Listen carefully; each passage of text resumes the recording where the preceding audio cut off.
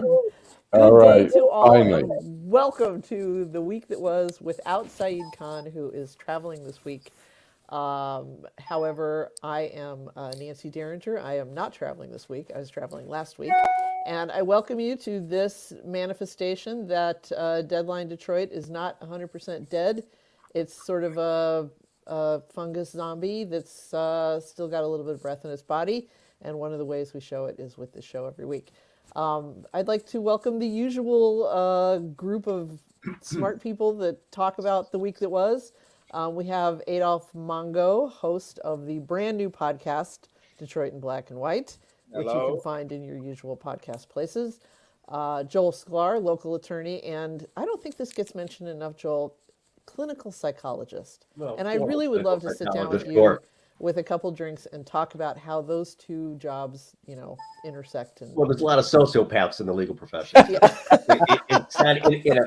It's been very helpful. Good. Steve Fishman, who is not a sociopath, but is the man whose number you want to have in your phone if you are ever arrested.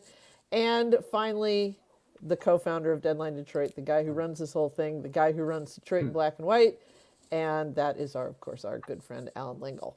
That's Adolph's show, actually. I'm just the co-host on Detroit in Black and White. But, that's okay. You're the white part, Yeah, I'm the white dude. I'm the white. It's the black and the white, and so we have both. Yeah, so, anyway. Which I have occasionally gotten attacked at when we were on 910 for being white, just saying, first the question is, Mr. Lengel, do you even live in the city? And when I say yes, then she says, well, I don't care. It's still all your fault. And you're to blame for it all. That part is true. So, yeah, so that's the white. There's a heavy burden on that show being Done white. being a white guy, right? So, You handle yourself well, Al. Yeah, thank you. As always, you're encouraged, if you're watching this live on Facebook Live or YouTube, you're encouraged to drop us a comment in the usual places, and we are very good at getting those on the screen. Let's start out with kind of the big news out of Lansing this week, which is it looks as though the Rick Snyder's right to work law is on its way to being repealed by the legislature. I assume that Gretchen Whitmer will sign that bill.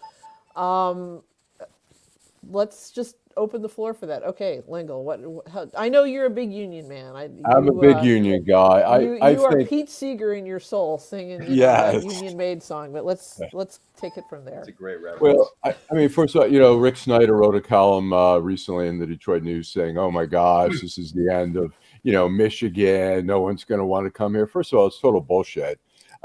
It's really all about weakening unions with the right to work. It's first of all, whether industry comes to our state or not, a lot of it depends on the incentives. A lot of it depends on the sales pitch made. It has little to do with the right to work. That, in 2012, Rick Snyder signed the right to work into law. The year before, they did a study and showed 7 out of 10 states had the highest, with right to work states, had the highest unemployment in the country. It doesn't mean, I think some people misunderstand. They think, well, oh my gosh, if you open industry here in Michigan, you automatically have to be union, which is totally not true. No. We have open shops. We had open shops after the strike at the Detroit News and the Free Press. The problem is, and I saw that at the Detroit News, and we see it at the Detroit News, and we saw it at the Washington Post, open shops, they still, if there's a union there, negotiating a contract, they represent the whole unit. The whole unit is union and non-union. So a lot of people who are not paying dues get all the representation. I worked, after I left the Post, I worked once a week for the union. And some people would say, no, I'm not joining. I don't need it. And then like a year later, they come in with a hangdog look in the office and say, I need help. They're messing with me. We didn't have to, they didn't have to join to get the help. So they didn't have to pay. All of them joined except one person, which really pissed me off. She came in, used all the union resources and never joined. So it's. Well, I saw that column too. And what occurred to me was we had right to work was signed in was it early 2012 or late 2012? I forget. I just remember it was somewhere I, in 2012. yeah, I was working for a Lansing-based publication at the time, and I remember I was over there for the demonstrations.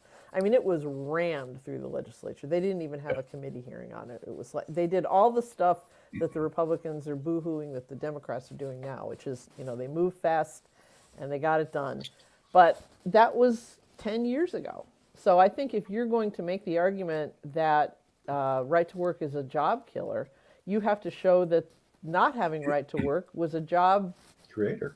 creator. And I don't think that was, I How don't think many- that's true. How many non-union factories or car companies ran to Michigan when they enacted right to work? How many moved into Right. southeastern Michigan Right. or western part of Michigan? Right. You know, Toyota, Mercedes, Honda, none of them came here. All we've seen is we have seen expansion of some like Chrysler, or whatever it's called now, and GM has made some expansion. They're union jobs. It doesn't, so it has nothing to do with the right to work. It doesn't mean you can't have a union. It just basically weakens the union. It allows, the union funds for different organizations have less money and less money to negotiate contracts, less money to pay for lawyers to represent them. When you have a right to work, where you have a lot of people say, I don't need the union, Right. which is total bullshit because the union is negotiating their contracts. Right. Well, it's just a way to say that you can be a free rider. And, Yeah. and that's, I've never been in well, no, I have. I briefly was in the adjunct professors or the adjunct instructors union at Wayne State. So I chipped in a few bucks every week. So, Okay. Anyone else? I mean, you of course are you're the guy who talks about the strike as though it was a signal event in your life, Lengel. So I expect It was one of the milestones in my life. It wasn't the defining moment, but no, it your bar mitzvah was. I mean, I was on strike for 19 months. I was arrested twice. I was fired 4 times. Really? Every time, well, during a strike, you have certain rights, and so the NLRB protects that. But so the paper it's like a superseding indictment. Like, here's another charge, hoping one of them sticks. So every time I would get a letter, and so it's funny, after the third firing, I would get these letters saying, you did. So, I mean, we got arrested for civil disobedience. We get fired for that. We blocked the entrance. We get fired. And so after the third letter I got from Bob Giles, the editor, I wrote in the corner, "Dear Bob, some kook keeps sending me these letters and signing your name. Let's get to the bottom of this." And I sent it back to him. And then I saw his secretary one day. And I said, "Hey, did Bob get my letter?" She goes, "Oh, yeah." Well, that's funny because that is, I don't know if any of you pay that much attention to media news, but one of the things that happened in the last couple of days was Axios fired one of their best reporters Right. in the Tampa Bay area, Ben Montgomery.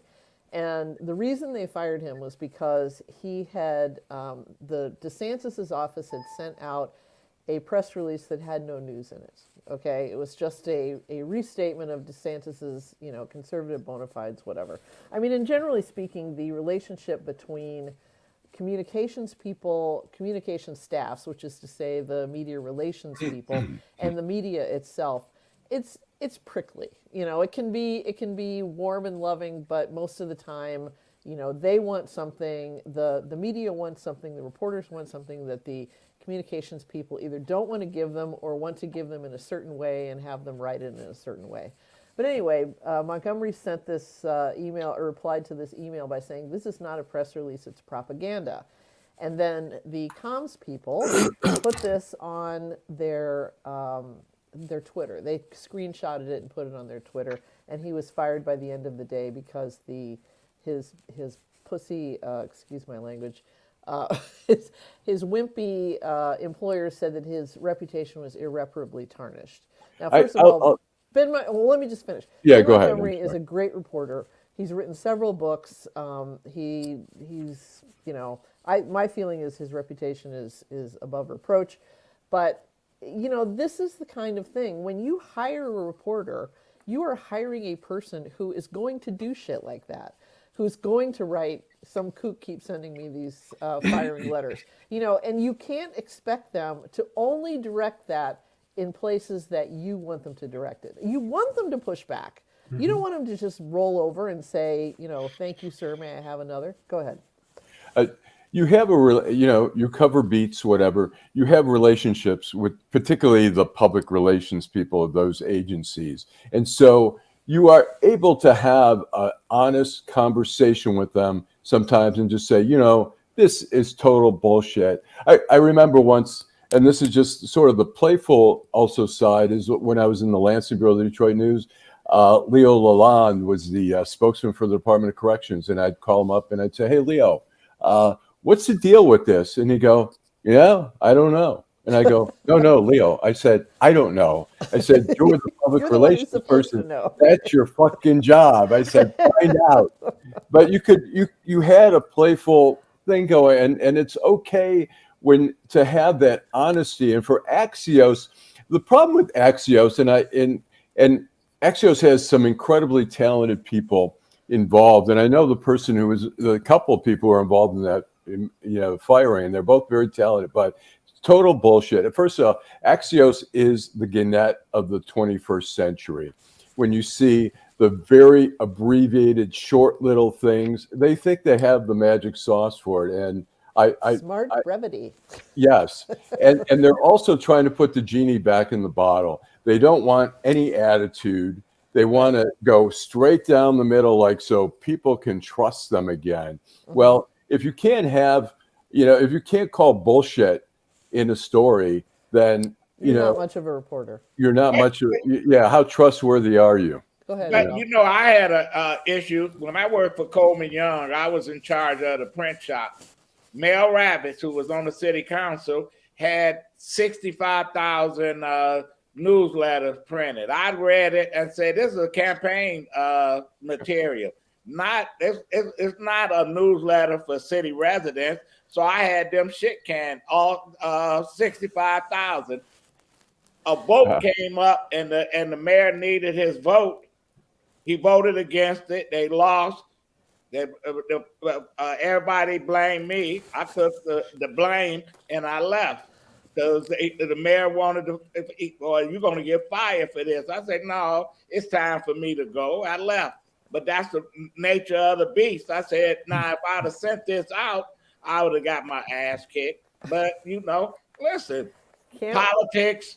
DeSantis is running the state of Florida. He got with an iron fist. And he got it under control. So people are saying, okay. Yeah, bye. they're saying, thank you, sir, may I have another? So yeah. All right. Well, let's move on a little bit here. The other big story that kind of came off of the business pages onto the front pages was the failure of the Silicon Valley Bank. And it seems to have touched off at least a limited panic, if you can call it that, in banking that is putting several other banks in precarious position.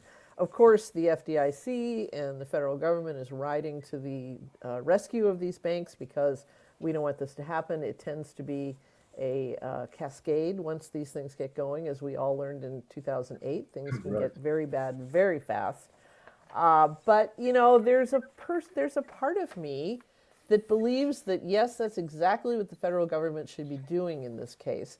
But the details of the Silicon Valley Bank failure are such that I want to see it fail. These are people who fought regulation at every step of the way. They said they were too small to need to be regulated like a big bank.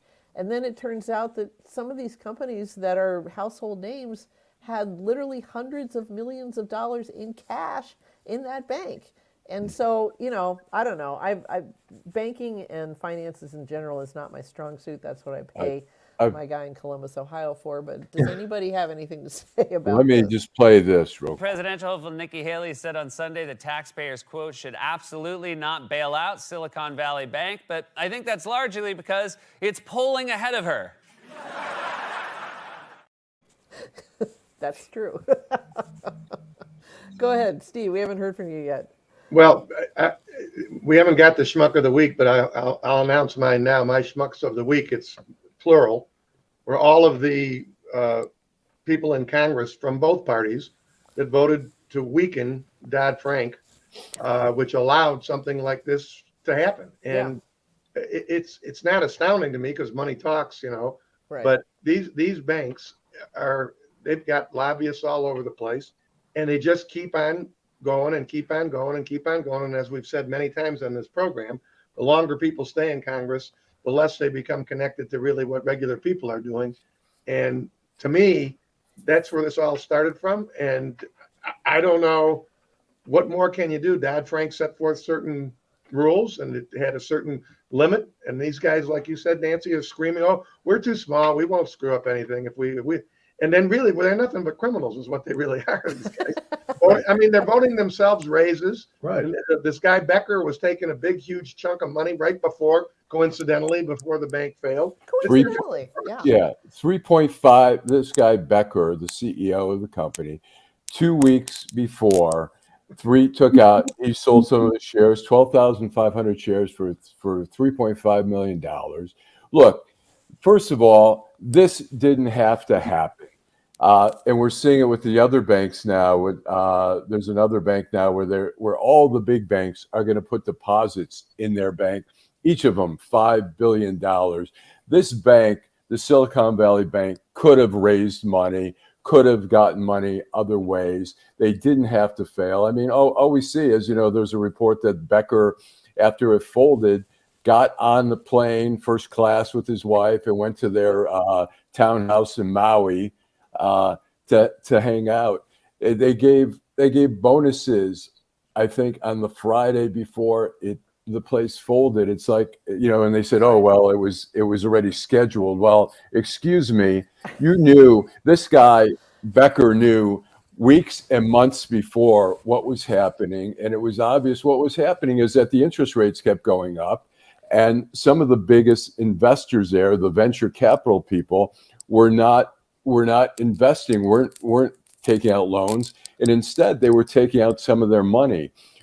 And so the bank didn't have the money to back up the withdrawal, so they sold their assets, and they lost money on the sale of their they were assets. selling. They were heavily invested in bonds, and one of the few things I know about financial markets is when interest rate goes up, bonds become a much less attractive investment, and so they had to sell their investments at a loss. Right. And and it Word got out. I mean, and the thing is, it's like we have to save these banks because it's like Why? it's Too big to fail. I'll tell you why. It's because financial markets, banking, stocks, everything are like a herd of gazelles, okay?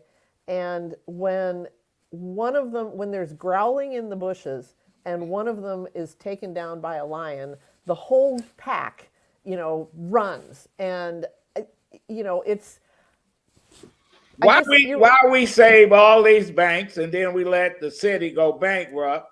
I say, and then we save Chrysler. Chrysler is everybody's whore. Everybody. Well, I don't know what the name's gonna be in 5 years from now because it should have failed when it's supposed to fail. But we done bailed them out. They done got all this money and they still doing the same shit. at least You know the what they're automotive doing? They're industry. doing.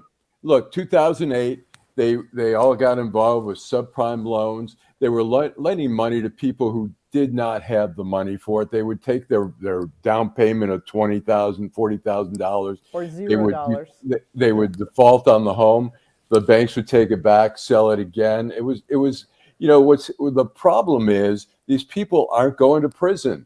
They're pulling bullshit. They're stealing our money. Now the FDIC has to back at least the two. They're backing all of it, but the FDIC goes into their insurance fund and pays for the $250,000, which all they do is the banks go and raise the rates on their credit cards. They raise the rates on their ATM charges. Adolph, We pay for it. Adolph, Don't the con artists go to jail? Don't they go to jail? I was just going to say, Adolph, maybe we could bail out the bank, but make the Greg Becker go to prison. But, Well, that's what didn't happen, Nancy. That's what In 2008, nobody I went. know that's what with didn't happen in Obama, 2008. with Obama's administration, nobody went to jail. These Right. guys, There was no repercussion to those. nobody. And what happened? Creating the chaos. Right. The poor people, the people that wound up, that were conned into getting those mortgages, they lost their homes, Right. and nobody went to jail. That's why these guys need to go to jail. Right. Yeah, you're right. I mean, they're criminals. It's only, it's absurd, but it's the nature of money. It's the nature of wealth to accumulate at the expense of everybody else. The human nature isn't great. Regulations are necessary because capitalism in its purest form destroys, doesn't really create. And I think that's what we're seeing. This is all predictable. Once you deregulate it, and once you said your behavior, well, you can regulate yourself. We don't need to do this anymore. The die was cast. I mean, this is going to keep happening. It's human nature. If not Becker, there'll be a Becker 2 in 10 more years. I mean, we have free bank, whatever, in the SVB thing, whatever that, with the coin, crypto stuff. I mean, we see it all the fucking. Well, that's why I guess that's what I'm saying. It's like bail out the banks, stabilize the markets, and then send the motherfuckers to prison. Yeah, absolutely. There's got to be accountability. Yeah, and disgorge what they got. Take away what they stole. Yeah. But additionally, I mean, they did do something. Dodd-Frank was something, and if they'd have kept it in place without all this bullshit that the lobbyists were able to reduce, this probably wouldn't have happened. Well, this was signed by none other than Donald Trump. Right, which I think he said, this deregulate, we need to deregulate. This is going to be great. I remember the signing ceremony, but this is Republicans, I think, to an extent, I think more than Democrats. It's the inability of people to recognize that there are criminal minds everywhere. See, these guys in Congress, they think crooks are guys who go and stick up gas stations. That's the only people with criminal minds. Right. Those guys are nothing. They're not. This is sticking up big banks and sticking up the rest of the country, and that they have a criminal mind, and that's never why go to jail. They never go to jail. They can steal millions and never go to jail. That's really that is completely messed up. The mantra so often is less government is better. But what we see is this with the banks. We see with the auto industry where they hide flaws that kill people, and they don't acknowledge it until there's so many people dead that there's lawsuits and then there's recalls. We need the gun industry. We need government regulation. And, no matter what they say, if they don't fund the regulators, then you don't have enough regulation. You need to have some teeth. I saw a editorial cartoon on Twitter yesterday, and it was a tech bro standing over the piggy bank with a hammer, going, "Move fast and break things," smashing the piggy bank. And then he turns around, and the second panel, Uncle Sam is standing there, and he turns around and he goes, "Fix it." So that's the way it goes. Anyway, all right, let's move on. We talked about DeSantis a little while ago. He staked out some interesting ground, which is obviously tied to his all but certain run for the presidency next year, which is he expressed this really ambivalence about sending any aid to Ukraine. And he said that what happens in Ukraine is not a vital U.S. interest. Now, we've been hearing this from Republicans for some time now. It's generally more the idiot Republicans like Marge Green and, the various other ones. But I mean, do we need to come out and say it? What's happening in Ukraine with Russia, the people who are watching that the closest are the Chinese, because they intend to do the same thing with Taiwan sooner or later. And the reason we are helping Ukraine is because we want to tell the Chinese, don't try it, because we're going to help Taiwan the same way. And, of course, then everybody says, well, what's our vital interest there? If you don't understand that the United States has a vital interest in what happens in China, you're not paying attention. So, anyone? No, I mean, I think you're right. I think it's geared toward the Chinese, but our longstanding position, with Russia, right, with Putin, it does affect us. This theory that we're isolated. I mean, this America First bullshit, this isolation policy is insane. It is. The world we're not isolated. I mean, it's, we can move from country to country. We have information that goes over. It's an absurdity. It's an archaic, dead philosophy that DeSantis clings to because it appeals to his right-wing base, but it's an absurd philosophy. It's an absurd political view. Yes. I think if we, with Russia, if Russia is defeated, we may not have to invest as much money in military. It's like we finally have exposed Russia for what it is, which is not a very strong army, not very well organized. Their equipment is not that great. And they, and we don't have to shudder every time and go, oh my gosh, Russia. And we can hopefully go on to better things and spend money in a better way than on war. Well, it's also a reaffirmation of NATO and the importance of NATO. That post-World War II structure kept peace for more or less, and that still matters. And it was Trump's efforts, to make them obsolete and to minimize NATO. NATO is vital to us. And it's vital to our NATO safety. is the reason we've had peace in Correct. that part of the world for the last 75 years. And so what happens there directly does impact us and our security. So that view is just not reality based, like many of the views that DeSantis has. Well, Trump has always said, well, this wouldn't have happened with me. And he's probably right, because he would have possibly gotten out of NATO, which is what Putin wanted. He wanted to make sure that Ukraine never joined NATO. He wanted, at the best scenario, for us to get out of NATO so that Russia could flex is muscles more in Europe and take over whatever province it decided. Right, when they don't have the resources to actually do it. Right, Yeah. Russia doesn't have those resources. They don't have the capacity to hold much. Well, Trump wanted to open up a string of hotels in Moscow. And all Trump Tower in Moscow. Yeah. So nothing has baffled me more about the 21st century Republican than this about face on Russia. Yeah, this embrace. If you remember anything from the Reagan era, Russia was the evil empire. Correct. And then the Soviet Union broke up, and it was like, hey, we won, the end of history. And suddenly now we're getting in bed with fucking Vladimir Putin. I mean, like you said, throw him out the window. But anyway. I think. And go ahead, Steve. The original issue, Nance, what you said was, what about DeSantis talking like that? I think that's the most interesting thing about it. I mean, obviously, I agree with everything you guys have said about the importance of Ukraine and the importance of standing up to the Russians, blah, blah, blah. But this is a guy he doesn't have the same excuse as Trump, because Trump is an idiot. Right. And, he got to cheat his way into Wharton, cheat his way through like he did with his entire life. This guy, was Yale undergrad or Princeton undergrad and Harvard Law and things like that.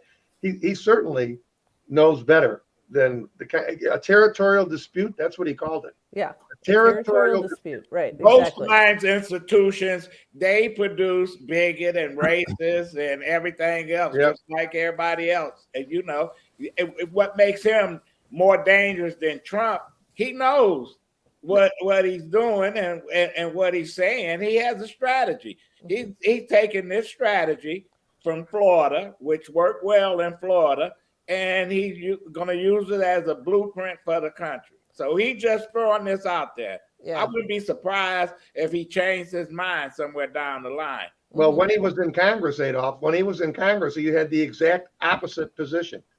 The exact opposite position than what he stated the other day. Right. He voted for, and he was on record talking about it. We have to stand up to him when they seized Crimea. Right. So you're absolutely right. We know he doesn't have any real principles. He holds like his finger to the wind. Speaking of, somebody, if Disney say, okay, you want to control it, we moving. We building another theme park someplace else so you can have it. But at this point, nobody is standing up. They're firing professors for teaching about Martin Luther King. They're taking over school boards. His blueprint is playing well other places. The same. I call him George Wallace 2.0. He is. Adolph, did you see the story in the New York Times yesterday about the textbooks?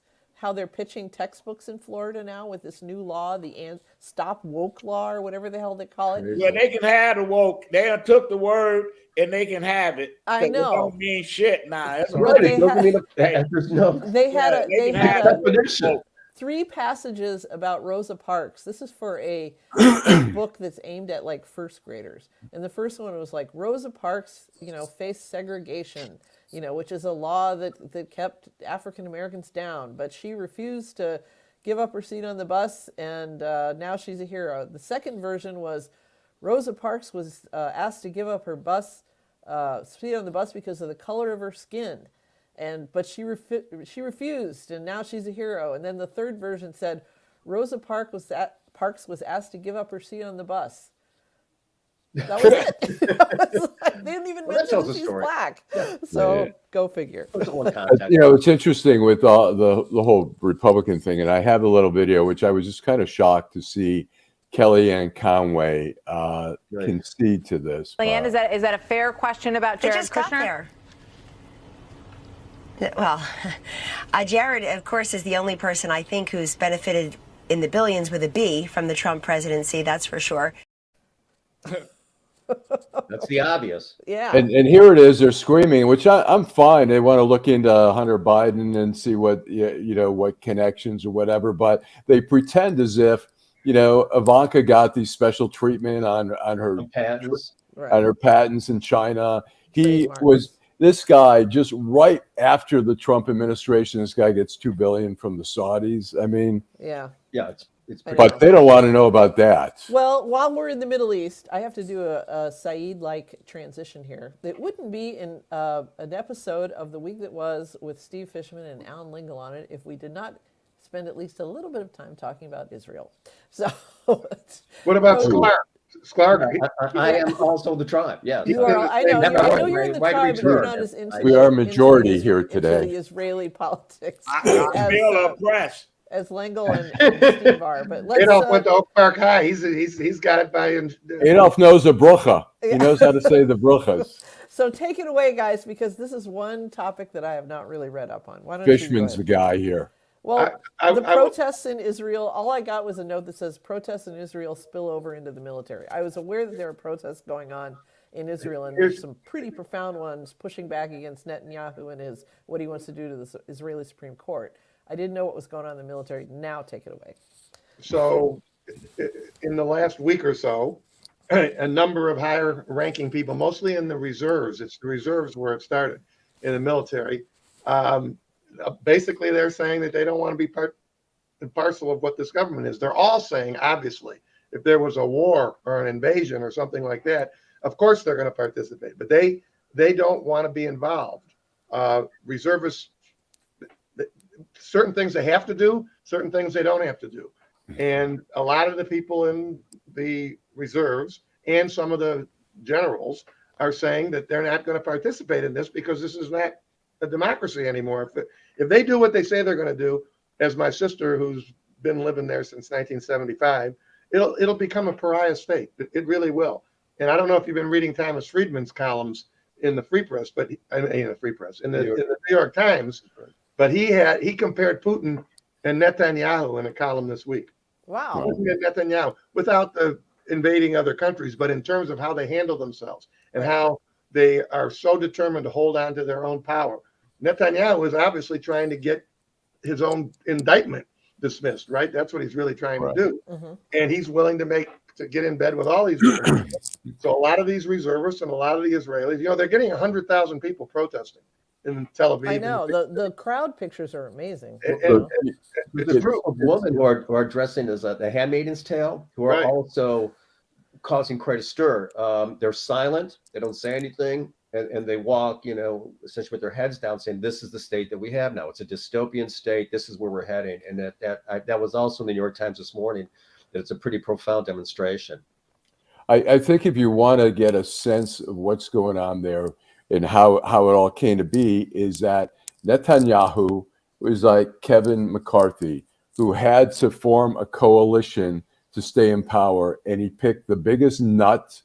The right-wingers, some who have criminal convictions for bribery, they're racist, homophobic, and Netanyahu has gone along for the ride, and now they want the Supreme Court, to overrule. is there going to be a democracy? That's what That's what the question is, right? If he basically neuters the Supreme Court, Right. Yeah, that's then what he's you trying lost to that do. I pillar, think which is a he's Special 20 taking his, democracy. It's check and balance. It's gone. yeah, he's taking his cue from Trump. what's happened in this country with our Supreme Court now, which is so far to the right. It has no resemblance to the people that it allegedly is serving. So there's one other thing about what's going on in Israel, and this is coming from Thomas Friedman as well. Friedman, in a second article that he wrote this week, challenged American Jews to start standing up to what Netanyahu is trying to do. And the obvious way that you can do that is money. That's what you're going to stop doing. And he says that this is such a crisis for the state of Israel that American Jews need to make it very well known that he was, the ZOA, the Zionist Organization of America, they're still sticking by the guy. And Friedman really was challenging everybody, all of us who live here, that we need to do something about it. We need to make our voices heard. And I agree with him 100%. It's really, I mean, what they've seen here is that when Trump was in office, he was able to dismantle the checks and balances. Here it was, the Senate, no matter what he did, was never going to convict him. Not dismantle, but certainly manipulate. Undermine. I think dismantle is not the wrong word, because I mean there was no way to remove Trump. The Republican Senate was never going to allow that to happen. He and had that's a what's lot happening. of enablers along the way. And that's what's happening in Israel, is that Netanyahu is trying to create it. So no matter, he's making it more and more difficult to remove a prime minister for corruption and stuff like that. And it's the same thing. It's basically the foundation of democracy, that there are checks and balances. Well, if Trump has come back to bite the Republicans in the ass, because he's not going away. And they had a chance to put him to sleep permanently, and they didn't. They had a bite at the apple twice, and they didn't. So they didn't do it. And so now he's looming large. I don't care if it's DeSantis, Nikki Haley, whatever. They're going to have to deal with him. Even if he gets indicted, this guy's not going away. You got 40% is going to stand behind him regardless of what he does. When he said he could shoot somebody in the middle of the street and get away with it, he was right. Yeah. You know what's disturbing though? You have in Israel, you have a political party that's been driven by the ultra orthodox. I believe, isn't that what's really, the far right is kind of driving Netanyahu, and the same thing is true here. And both democracies are in peril. And they don't even fight the wars. The Orthodox, they don't fight the war. Go into the army. They don't do shit but get money and control. They don't even work. They don't work. They have hate. Steve, go ahead. No, that's what Adolph was saying is exactly true. And I think I told you guys this before. 40 years ago, when my sister married to a native Israeli, and he predicted all this. He predicted in 1980. He told me, what's going to be the undoing of the state of Israel will not be the Arab countries. They can handle themselves. They can take care of that. It's going to be the Haredim. Haredim is ultra-Orthodox in Hebrew. And because, remember, they have 12 kids. The regular family has 2. They don't serve in the military, and they don't work. And all they do is sponge off of everybody else. As the percentage of Haredim grows, which is what's been happening for 40 years, and the percentage of people leaving the state of Israel, which has happened also, you're going to wind up with what, 30% of the population snoring, freeloading off of everybody else. And A, it's ridiculous for society to be that way. But B, people like my brother-in-law and my sister, how did they feel all the time about this? And that was 40 years ago. Now my brother-in-law has passed.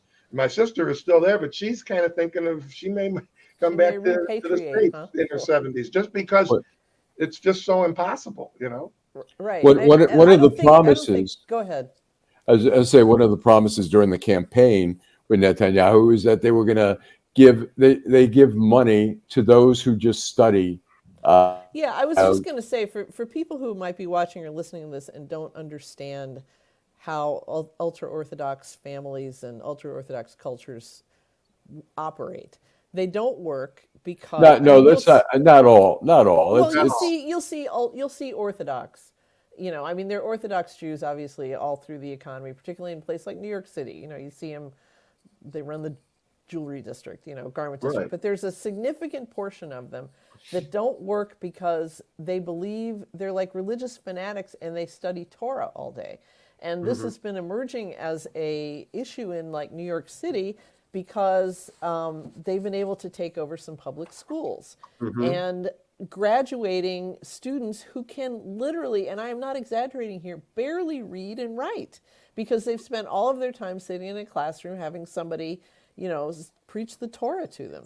And so you end up with these, you know, public schools, millions of dollars funding a population that rejects education in every sense. Well, in Israel, what's happened is that a lot of the people who just study, the religious, it's men really, who just study, they get a payment from the government. What part of during the campaign was, and I don't know what the outcome was, but they were promising that these people would get more. I think maybe double, and so people, the secular part of Israel, which I think still is the majority in Israel, was saying, what about us? We're going to the army. When we get out of the army, what are we getting? We don't get anything. These people get paid for not going to the army and not working.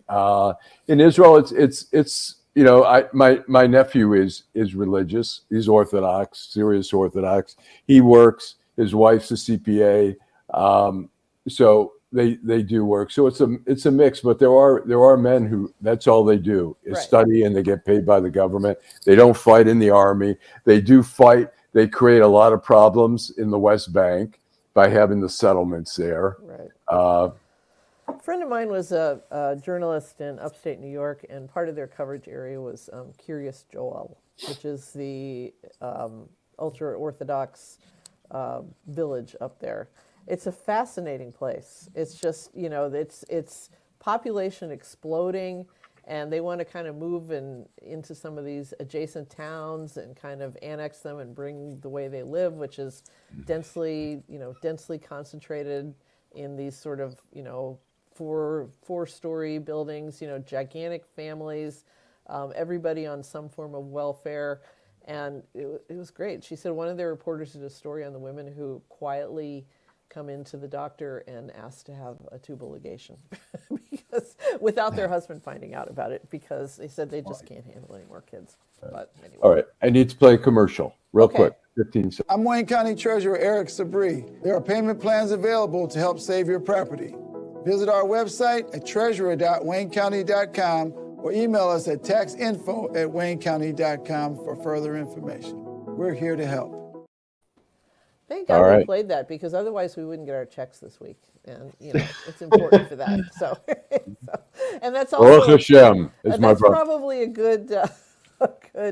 good transition to get away from Israel, because I sometimes feel like if you don't care about Israel, your eyes can glaze over a little bit. Let's move on to we had a Russian fighter jet that collided with a U.S. drone over the Black Sea. Did the drone go down? I believe it did. It did go down. Was it brought down? And I have a video. After Russian fighter jets forced down an unmanned Air Force surveillance drone yesterday over the Black Sea, the White House said Russia's actions were, quote, unsafe, unprofessional, and reckless. Well, yeah, I mean, it's Russia. Of course they're reckless. They think the Jackass movies are meditation videos. After a U.S. drone was forced down yesterday by a Russian fighter jet, Russia's ambassador to the U.S. denied that the two aircrafts collided, and Putin is claiming the drone just fell out a window.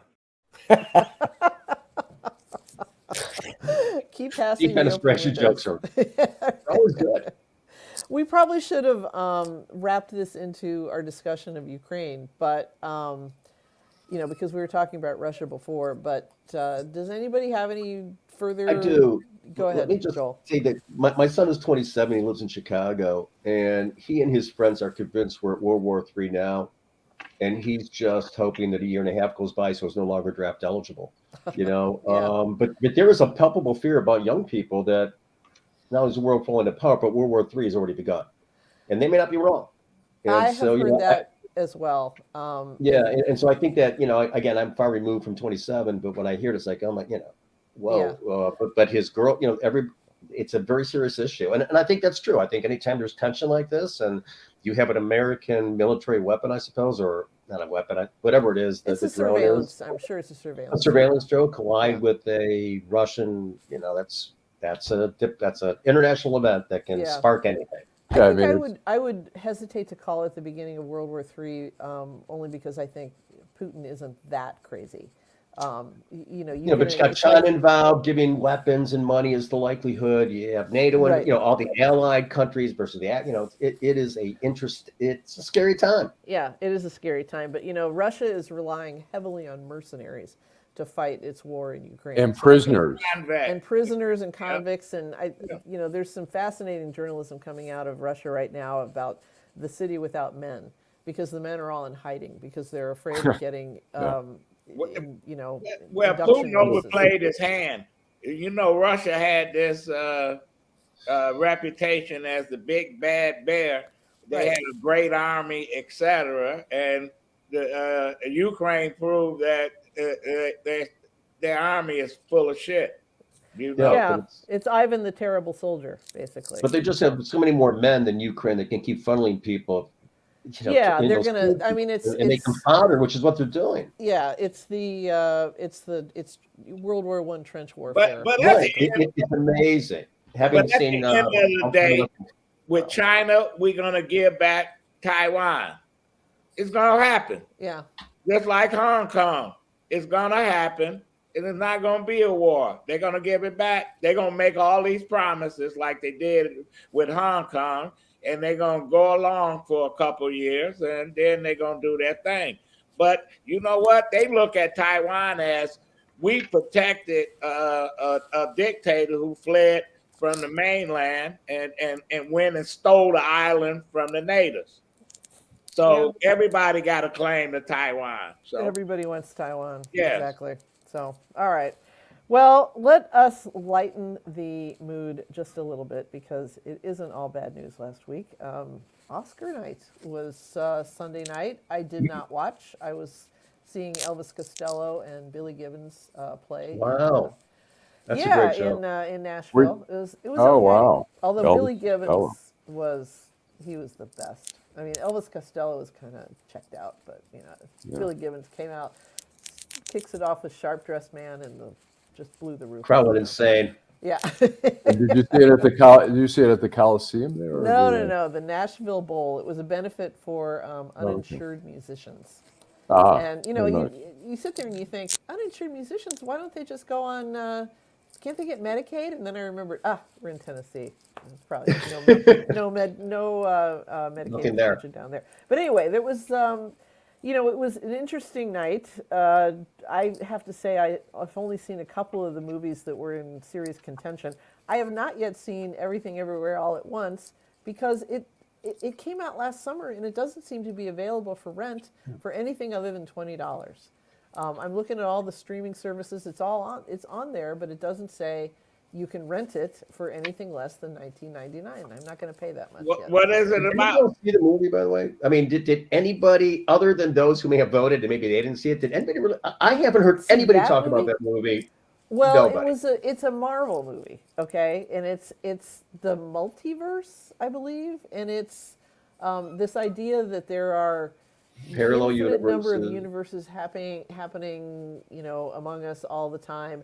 And this woman, who is played by Michelle Yeoh, if I'm pronouncing it correctly, is kind of bouncing around among these multiverses. And in one, she's a movie star, and in one, she's a cleaning lady, and et cetera, et cetera. But that's all I really know about. And I've purposely not read too much about it because I don't want to have it spoiled.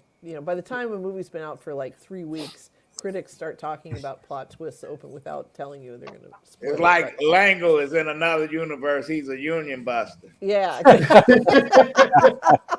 Exactly. But some of the acting awards, were interesting. What's his face? Brendan Fraser won for this movie where he plays a 600-pound shut-in, and every fat person I know hated it. and yet it did okay. Why And did they hate it? because it presented him as a pathetic figure, Yeah. who, and the whole idea of being a proud fat person. It would be like a story about a black person who was ashamed of being black. I mean, to people who are fat. What would that be? The autobiography of Clarence Thomas? Is that what you're talking about? He's not black. That's right.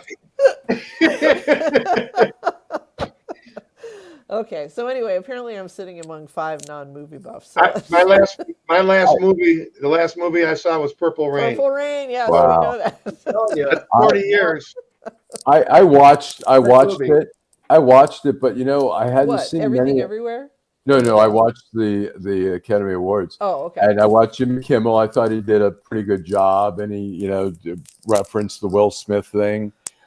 He said, "Hey, if this happens again, everybody out there do what you did last year. Nothing."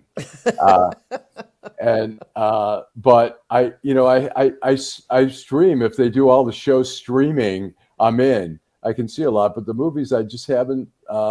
I haven't seen a lot of I them. haven't either, although I did go out on Tuesday night and see Cocaine Bear. So there you go. How was I that? don't know. It was ridiculous and kind of funny. I've never heard of any of these movies, and You see? I wouldn't waste 3-4 hours watching the Academy of bullshit. I agree. I I just felt think when you get a little older, you congratulatory just don't delusion. do But All Quiet on the Western Front was wonderful. I mean, the original, I saw, I which heard I thought that. was a great movie. This one was excellent. It was Yeah, it looked good. wonderful movie and intense as hell. I mean, disturbing, but a Right. great movie. And appropriate at the time where there's trench warfare still going on. Right. Over 100 years, it's nothing's really changed. And that's on That's how we kill Netflix. each other. Nothing's really changed. Yeah, and that one's on Netflix, so I might check that It out is. this I'm weekend, telling you, so. it's a great watch. It's Okay. really intense and it's beautifully acted. All right. Well, we are getting toward the end of the show, and I don't want to run over, but Lengel, could you hit it? Downtown Detroit, Robert Wells, Schmuck of the Week. That's right. Always makes me smile. With Robert Welsh always kicking us off. And that's kind of another inside joke here that I think, all of us work or worked in the Ford building, and Robert stands outside the Penobscot, I believe. He handles the valet service there, No, right? both. He's my valet guy. He's the valet for both. So if He's you yeah. Super nice guy. Huge always sports nice. fan. Loves a huge sports fan. Is he the guy? Is Robert the guy that you gave the tickets, the ringside tickets? The Pistons, yes, To we the get. Pistons, When yeah. we were giving away stuff Yeah. back in the day, we gave him courtside tickets, 2 courtside tickets that were probably worth each $1,200. Somebody gave it to us, donated our investor, and it included dinner. And Robert was so thrilled, and who wouldn't be? I mean, Courtside I would like that, and I'm not Yeah, even yeah. a basketball fan. So. Okay. All right. So we've already heard from Fishman. Would you like to elaborate on your Schmuck of the Week that of all the legislators who voted against to Well, modify it would have been too Dodd-Frank? easy to make Glenn Becker the Schmuck of the Week because he's everybody's Schmuck of the Week this time. No, the only thing I would elaborate on also, I was going to toss Jerome Powell in there as well. The Federal Reserve Chair. The who's Fed guy? managed to- Yeah. He's Wow. managed to somehow screw up everything. I mean, he keeps raising rates, claiming he's going to beat inflation. The employment numbers keep coming in good, and he kind of pretty much says, I don't like that, which is easy for him to say because he has a job. Right. And I just wonder, these guys who sit there with their green eye shades on and they watch all this stuff, do they ever meet anybody who's actually a working person that says, I hope I become unemployed next week? And that's what they're driving at. So Right. I throw them all in there together. Or I'd like to be able to buy a house. Yeah. That's and it's getting increasingly unaffordable almost in every city in the country. Who wants to go first? Who's I got after two. Fishman? Go ahead. I got Nicole. 2. I'll go 2. One is Andy Cohen and Bravo. I hate them. I can't. I've been reading this week about the Vanderpump Rules, which I don't know what that is, but it's in my feed and it's driving me insane. Real Housewives, I think, has had its day, and I hate that. So that's one Schmuck of the Week. The other is there's a football player at Georgia named Jalen Carter, who was going to be maybe the number one pick, top 5 without question, just a devastating defensive tackle. The guy goes to the combine, kind of has cramps or whatever, kind of doesn't test well, doesn't test at all, goes to his pro day, gains 10 pounds in a week, runs terribly, costs himself millions and millions of dollars, dropping down, and it's all self-inflicted. This guy's a gifted athlete, was devastated in college, but when it's time to make your money in this draft, But wait, but well, go ahead. He was out of shape. You don't want to forget that this is the same guy that was drag racing right there in town, and somebody died. One of the managers died in it, and he's only charged with 2 players. An offensive lineman died, I think. Yeah, and, he was going 100 miles an hour in a drag race. He was drag racing, but he left the scene after the accident and came back. And so there were already questions about his character. And with this, it's like, come on, man. I mean, his agent got to be one thing. Is this the University of Georgia or Georgia? University of Georgia. And I thought this guy was, he was supposed to be the best, him and Will Anderson, the 2 best players in football, theoretically, in college football. And he just, he's self-imploded. It's and the guy, it's just sad as hell. But that's my Schmuck of the week also. I'm very upset with Jalen, because I like Jalen Carter. I wanted the Lions to take. I love it when people who have everything on the line go ready, aim, fire, and Lions don't need another Reggie Rogers. That's for sure. No, they do not. No, but they do need a defensive tackle. Yeah, and go and Thanks.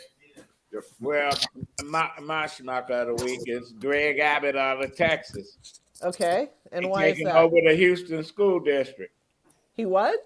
The state is taking over the Houston school district, 200,000 students. Okay. He doesn't like their curriculum.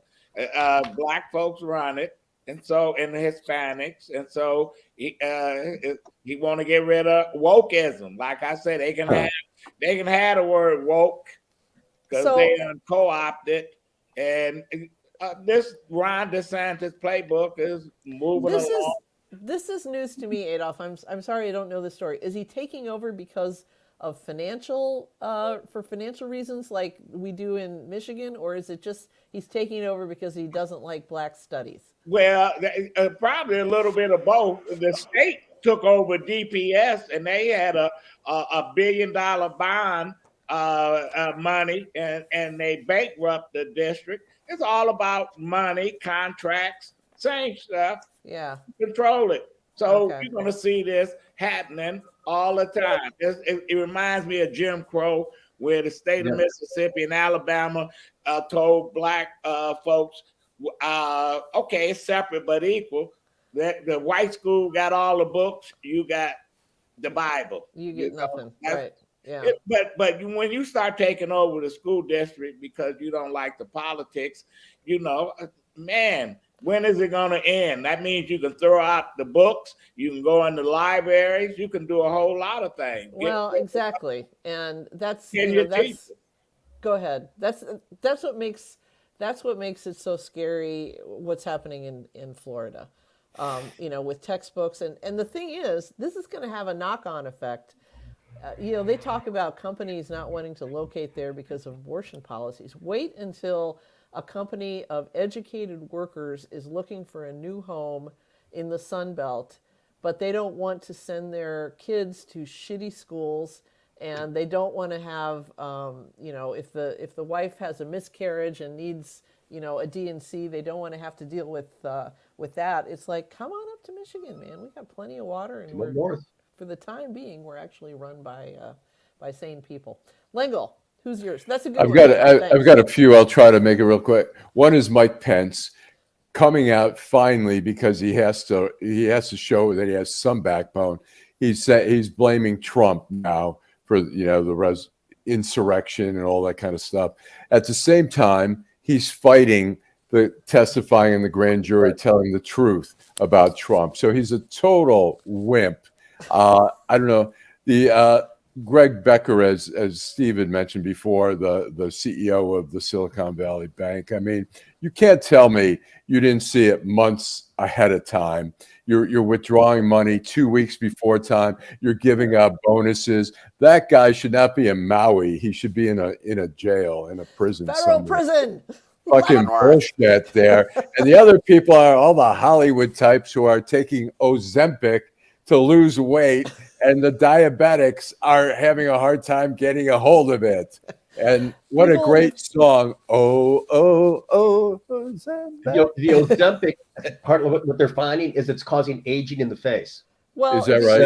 No, because so one of the drawbacks, you're thin, but you look terrible. As somebody who is always trying to lose the same 15 pounds, can I just weigh in here? Most people who don't know, Ozempic is the latest miracle weight loss drug. It's a diabetes drug that apparently is extremely effective at dropping 10 or 15 pounds. It really does something to your appetite. Exactly. And so even though it's off-label to be, or prescribing it for weight loss is off-label, many doctors are willing to do this. It is the biggest thing in Hollywood. You were talking about aging of the face. What it does is, Stevie Nicks, I think, was the one, or no, Catherine Deneuve. Somebody, there's some famous, beautiful woman is credited with saying, after the age of 40, you have to choose between your ass or your face.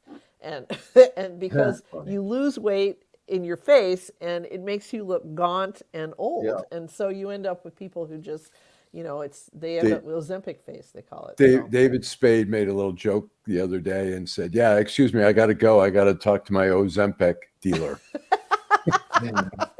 Well, that speaking of fancy outfits like you wear at the Oscars, in May they have the Met Gala, and I think some of you who may remember that Kim Kardashian showed up in the actual dress, the Happy Birthday, Mr. President dress that Marilyn Monroe wore, which should be in a museum somewhere, but it's owned by the Ripley's Believe It or Not people, so they were willing to lend it to that publicity hound.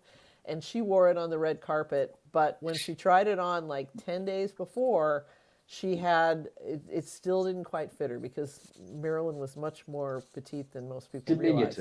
Yeah, exactly. And so she apparently went on a crash Ozempic diet and was able to lose 15 pounds in like 3 weeks, I think. But apparently still damaged the dress. What? Still damaged the dress. Still damaged the dress, exactly. I wouldn't be surprised if they dug up Marilyn and took her clothes off. She still had to wear that fur thing because it couldn't quite zip up all the way in the back. All right, so now that we've talked about fashion, okay, that goes to me then. Are you done schmucking now? Lengel?